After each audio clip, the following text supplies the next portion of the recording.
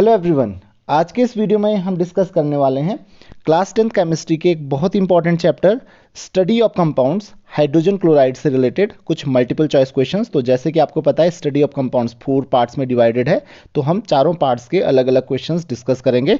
तो आज हम डिस्कस कर रहे हैं हाइड्रोजन क्लोराइड से रिलेटेड मल्टीपल चॉइस क्वेश्चंस। तो चलिए स्टार्ट करते हैं। क्वेश्चन नंबर 1 आपके पास है, an aqueous solution of HCl gas is name. तो HCl गैस के एक्वस सॉल्यूशन को हम क्या कहते हैं? ऑप्शन ए है आपके पास एक्वा फोर्टिस। तो एक्वा फोर्टिस नहीं है, क्योंकि एक्वा फोर्टिस किसको हम कहते हैं? नाइट्रिक एसिड को कहते हैं। नाइट्रिक एसिड को हम कहते हैं एक्वा फोर्टिस। ऑप्शन बी है आपके पास एक्वारेजिया। तो एक्वारेजिया भी नहीं होगा, ध्यान रखिए। एक्वारेजिया HCl और HNO3 का मिक्सचर होता है, उसको हम कहते हैं एक्वारेजिया। तो ये भी नहीं होगा। ऑयल ऑफ विट्रियोल, तो ऑयल ऑफ विट्रियोल हम कहते हैं सल्फ्यूरिक एसिड को। H2SO4 is known as oil of vitriol. और चौथा ऑप्शन है आपके पास म्यूरियाटिक एसिड। जी हाँ, म्यूरियाटिक एसिड को ही हम किसको हम कहते हैं? म्यूरियाटिक एसिड हाइड्रोक्लोरिक एसिड को, यानी कि HCl का जो एक्वस सॉल्यूशन होता है जिसको हम हाइड्रोक्लोरिक एसिड कहते हैं, उसको हम म्यूरियाटिक एसिड भी कहते हैं। तो आई होप कि आपको ये समझ में आ गया होगा।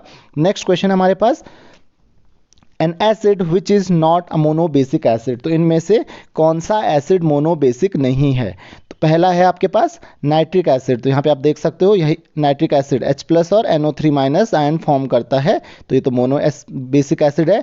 और अगर हम HCOOH, ये है हमारे पास फॉर्मिक एसिड, तो ये भी HCOO- और H+ आयन फॉर्म करता है, यानी कि ये भी एक ही H+ आयन फॉर्म करता है। तो ये भी क्या है? मोनोबेसिक है। सल्फ्यूरिक एसिड की बात करें तो ये क्या फॉर्म करता है? 2H+ आयन और सल्फेट आयन ये फॉर्म करता है। तो इसका मतलब इसका आंसर क्या हो जाएगा?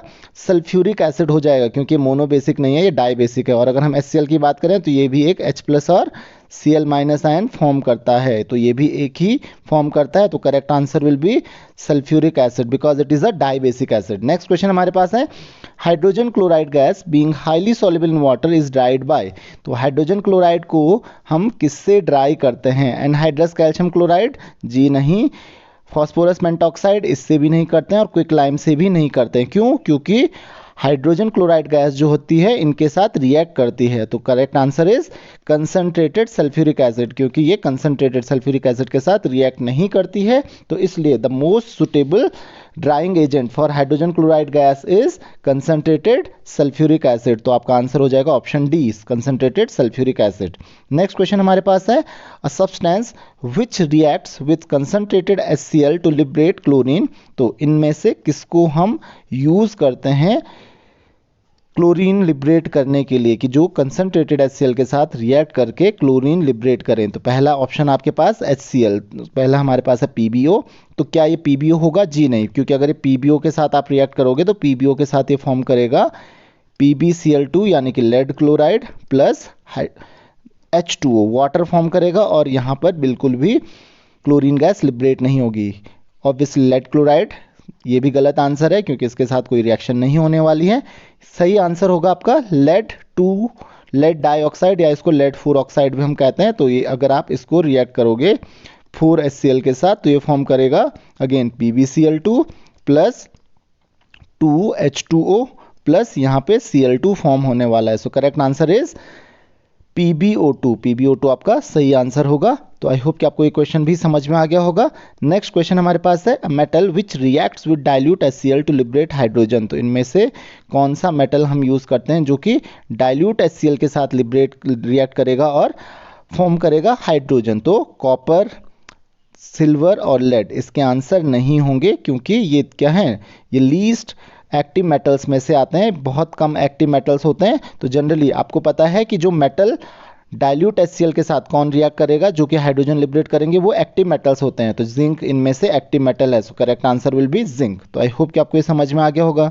नेक्स्ट क्वेश्चन हमारे पास है, gas liberated when hydrochloric acid reacts with galena. तो सबसे पहले हमको तो ये पता होना चाहिए कि गैलेना क्या होता है। तो गैलेना जनरली हम कहते हैं लेड सल्फाइड, लेड की ओर होती है लेड सल्फाइड, जिसको हम गैलेना कहते हैं। और आपको पता है मेटल सल्फाइड्स हाइड्रोक्लोरिक एसिड के साथ रिएक्ट करके क्या फॉर्म करते हैं, वो फॉर्म करते हैं hydrogen sulphide. So correct answer will be hydrogen sulphide. तो आपको पता है मेटल सल्फाइड्स जो HCl के साथ अगर रिएक्ट करते हैं, HCl के साथ क्या किसी भी अगर एसिड के साथ रिएक्ट करते हैं तो क्या फॉर्म करते हैं, हाइड्रोजन सल्फाइड गैस फॉर्म करेंगे। So correct answer will be hydrogen sulphide.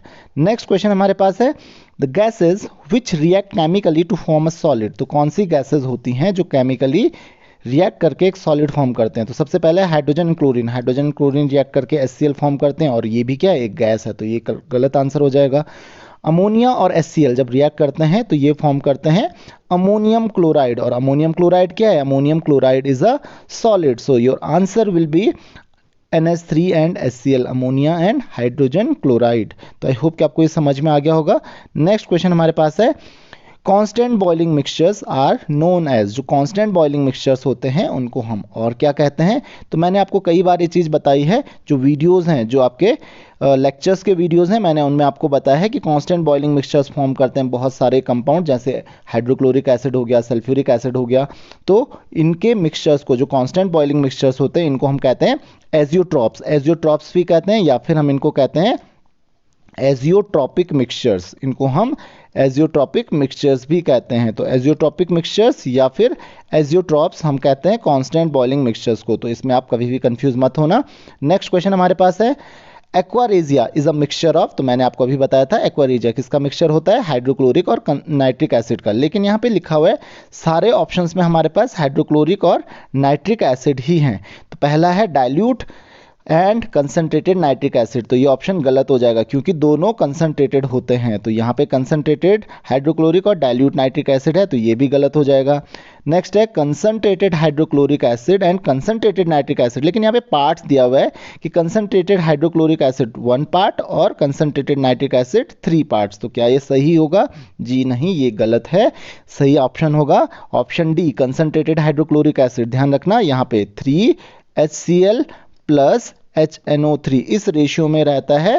3 parts इसमें हाइड्रोक्लोरिक एसिड के होते हैं और 1 पार्ट नाइट्रिक एसिड का होता है। तो ये आपको ध्यान रखना है।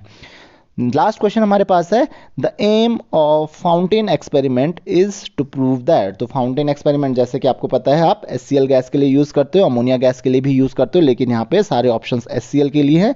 तो फाउंटेन एक्सपेरिमेंट का जो एम है वो क्या है, HCl turns blue litmus red. तो ये तो नहीं है, ये हमारा एम नहीं है।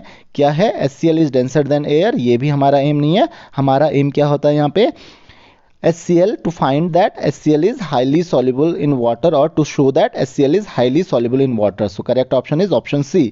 HCl is highly soluble in water. तो आई होप कि आपको ये क्वेश्चन भी समझ में आ गया होगा।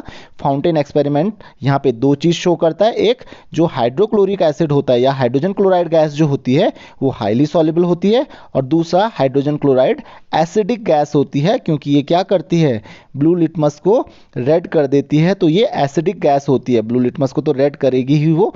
तो ये 2 चीज़ें हमको वहाँ से पता चलती हैं। तो आई होप कि आपको ये सारे क्वेश्चन समझ में आ गए होंगे।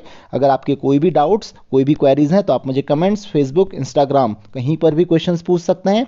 उसके अलावा अगर आप फिजिक्स, केमिस्ट्री या मैथ्स के लेक्चर्स के वीडियोस देखना चाह रहे हो तो मैंने आपको डिस्क्रिप्शन में लिंक दे दिए हैं, आप वहां से सारे वीडियोस देख सकते हैं। So this is all in this lecture, see you in the next lecture, thank you very much.